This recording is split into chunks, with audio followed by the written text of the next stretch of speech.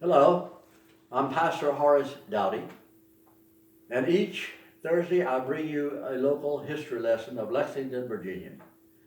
And I encourage you to click on like for this Horace Douty YouTube, then click subscribe, and then go to the bell icon and click that so that you will be notified when the presentations occur. Please share these presentations with your friends and your family and your neighbors. I appreciate it.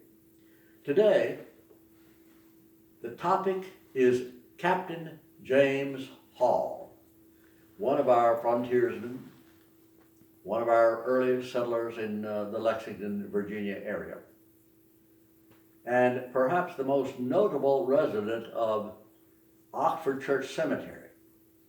He lived within sight of Oxford Church there on the western side of Rockbridge County. His wife was Martha Gilmore, and both of them were born in America, in Virginia, in the Ward and Grant area, now known as Rockbridge County. By 1770, James and Martha had established their home on Buffalo Creek, where their family grew and multiplied. James, and another special connection, his beautiful sister Mary, was the young bride of Reverend Samuel Houston, an Oxford pastor some years later. From his earliest years, James Hall had difficulties with the Native Americans, the Indians. He was acutely aware of the never-ending danger. The Gilmore family on Carr's Creek had been slaughtered. Mrs. Gilmore had been carried away in captivity.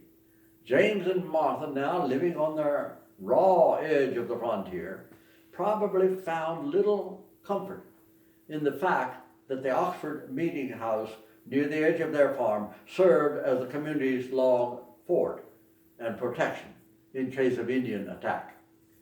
Constant threats from Indians, the French, finally the British, compelled young James Hall to become a warrior.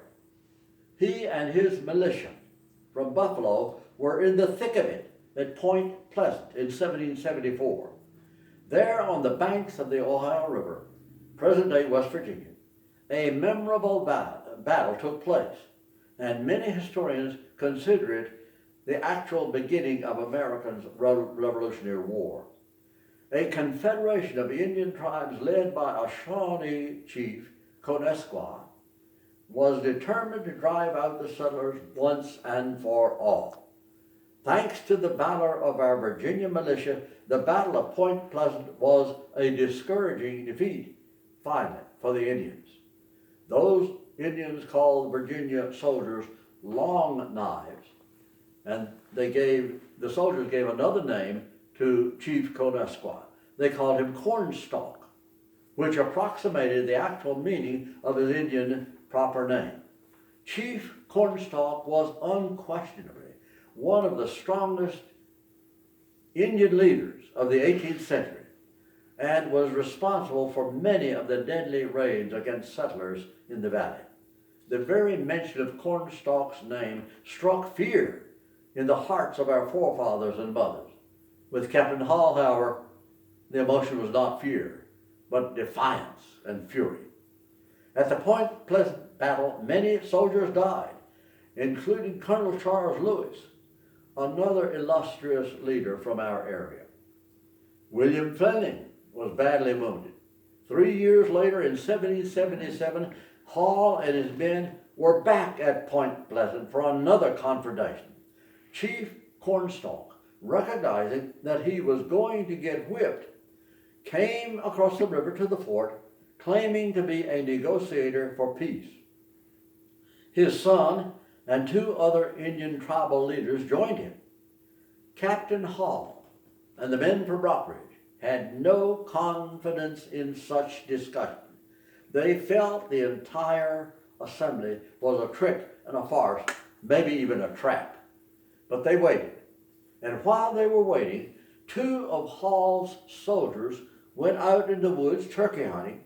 Some Indians attacked them, killing and scalping one, a private whose name was Gilmore, probably related to Hall's wife.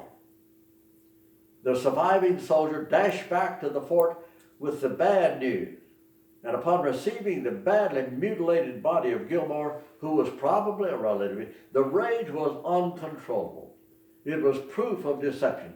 Grabbing their rifles, they swiftly executed the 4 Indians. Now, some people disagree on whether that killing was murder or whether it was justified. Only Cornstalk would be able to settle that argument, and he is dead. From all directions, loud voices clamored for justice. Captain Hall must be brought to trial. Patrick Henry, governor of Virginia, publicly condemned the killings from the safety of his office, hundreds of miles from Indian danger. One can only wonder at our famous governor's judgment. But a trial was held. Hall and 2 of his men were indicted for murder. Conditions proved favorable for the soldiers. Rockbridge County had just been established that year, 1778. So the men would be tried in their home community. And that first court was held near Lexington in the home of Samuel Wallace, a mile or so east of town. The presiding officer, fortunately, was General John Bowyer, Magdalena's husband, past commander of Hall and his company. He would be the commander again in 2 more battles, with Hall and his troops under him in the Revolution. Captain Hall was found not guilty. He was the first man in Rockbridge County to be tried and acquitted for murder. He lies now just outside the Oxford Church's front door, near his beloved farm. And I would like to ask Captain Hall, if I could get his attention for only a moment. Captain Hall, would you do the same thing again? Or do you have regrets?